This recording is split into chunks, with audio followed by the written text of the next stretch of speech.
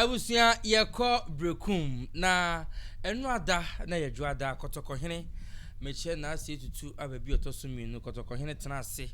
ene na man hene na brempomfo etena ase na ombobo asante ne nchechire ye ne nkoso ene ne mpumtu ehone no ena Brekum nkonwasem ebeda ho bra Brekum hene ko akura no yese de bibu ebobi pomam ti na wosenya nanom hwe na omope obi na otumi ebeso ohina ko YouTube mu no to aso se Brekum man hene na ebepie mu honom no na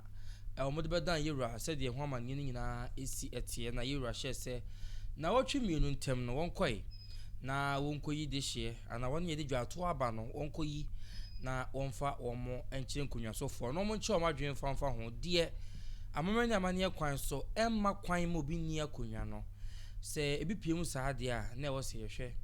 na ye ho amamanya amane na de foforoba se hwe makwan ana hwe nsi kwan so de a na chese onipa kono na otwe minu ntam de o so de ne ba ebe che kotoko hene na busua ansa ne beti asin nsem ni mu no yenkoi na yenkohwe se de esi ekoye wo menhye fikesi me ba ye bisanim ye ba sisi a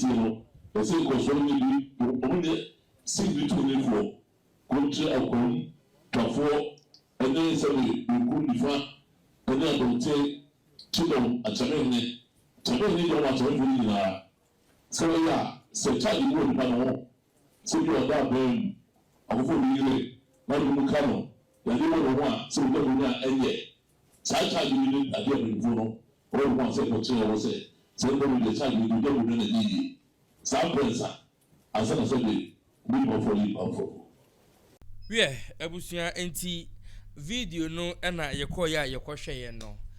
unim se konti hene ya owo Brekum na nomatam konwa eye osahene asoma Ajimai Sebi he otoso mienu ono ankasa ene ye osena se hene na no ada na num ho ne ete ye se ode beto dwa se Berekum ahema be se hema bi di ama no na nye ho enti ode beto social media ke kan sam de fa ho a anche ene se hu se wasan ya ba social media no so asan abaye demonstration ade ati ohema se ohema etu galamsey na park mpo a omokwa kwa ye che no ho so no ohema ampene ama wanye oye che no park no so enti no osusu se na ameya hene ye Berekum ahema ena etu galamsey e won patemo no busua we nyina koye besi ye no Berekum ahema se konti hene de wotu no esa niamo ho ene niam bia oye enti wotu no video na course no hwe ye na hu se de osie kan no de faye na brebia no ya ye kan kasa bre ya akwan ya beda honom de ama wo no unim se ye re kasa no wo kan se onyi na onfama kontire onyi de shebrantie no wo mo de dwato aba no be mi ensa no nka onyi mu baako emfa no emma kontire no eni akom no komo ankasa nhwe no kontire so ebo odi ankasa brei elmonyam no eba no oni yetuwi unya abotra kasa brei yete yese udi baako achi ena udi ntente no ahwese nka no mom no ena apesen kana hema adnisi so enti kontire kwa de nka wo tumi kakraka wom yanka yesi ohema no nka betuma aboa wo ankasa enti saka ye boko eto obo ase a enka sabre ya ye pe ohene no yewura eyi tumi no de ma wo senka ohema yi nipa kono ofa no mra na kontini akomasi hene ni etu ahenefo no yanka wo ka ho bi no ka beboa wo ama candidate anase de shebranti anka wo hwehwe no ne nsa betumi aka na so nei enama niamo ho ya wakwakwọ ye che Berekum ahema na akoso ameya ahene nti no sese wakachi yewura se wo tu a watu no so no yewura nsem okan ni nyina no badwemba bia behunu se sese odi tumi ni nyina ma na ahema se do obayi no ono na wose wo mu esom na wo mo hwa se kwadu bia ni ne ho de a ene ono ene ba be ye Berekum ahene e de ama adehye Berekum ana Berekum ni nyina enti se de osena se hene wo pre se ekro pre be otongum wo pre ye se sankofo gumantene so galamsey ye yese na odi to na ahema aso se ono na ye galamsey ni ade ni nyina no ya bae no sesei no ene yi wasi nchen yi o do ye ododium no sesei yi wasi nchen ya sisi ade na no nkonyasofo nka ya aka no wo mo na ehwe ama Berekum ahena ba aso wo woto onom se osena se hena na se to ama Berekum kontiri no sempo se na ahema do ho chewumpo a eni je be na abanya our traditional council ni asi yesi etu a obesi konti hene foforo osi konti hene foforo so konti hene foforo no so na behwe osenase enti se de tie bia ne be se so hene foforo e wo osenase se de na na osenase hema na oba ye ne kan no wo se wo kwani kurom ho na wo kwakosi osenase hene na wo ho no de onye osenase hene ne wo fa nimpon so so onye osenase hene enti wo ba honom abesi ne de asem so be hye men chef kesie mu no yeru ankase ye fa wo ho nchew wo se wo himei wonam di tumi na mawo wo ye de wo honom tumi ho asem ye ken enti wo na wo ho kwan se wo yi wo de hye na wo de koma nkonwa sofo na he maka se wo tu ohene no wan ka hwe enti awie mu die o demonstration wo ye mu doduum asem ne ba ye hunu ye kan ye se wo si ohima bi wo kromo mpo na wo mpa wo ye nkonwa sofo o ka ho bi ne de ne mo nana nipa suma se oyi ni ma ye ne de me nye ho na wo tena ba bi ka se enye Berekum ahema na ezi hine ma me a ene wo susu ntumi nyi hine ma Berekum man so ye kontie ma Berekum traditional council na se Berekum ahema na akoso am ya hine ntumi nyi hine otumi nyi hima enfama wo sena se wo ma ba mu nyina mo hye na se a ene na wo how much more wo abeyi wo hine e de ama Berekum man enye yesa na wo di kroket wo no kwampuno se ohema ntumi nyi hine ohema ama wo a se wo sena se hima ana Berekum kontire hima emfa ma wo a ebede na wo kontire no wotuma beyi wo hine e de ama na ahema enye yesa entina de ekowie no amania no me chef kesie na wotwe mienu ntam irase omfa de shebrantie no emekire no eniema amamani amane kwan so ema obi ntumi ne hene se bisadwiam obi akofo obi yire amona okoda afiase pen eniema ehu hien se fata wo ye community na ye society mo no saa niema no se nipa na hima be yi no saa nyema we nyina onko mu a obie ne ho kwan so si nipa kro kwan nipa kro no beba na wo hwemi no so abesi bibi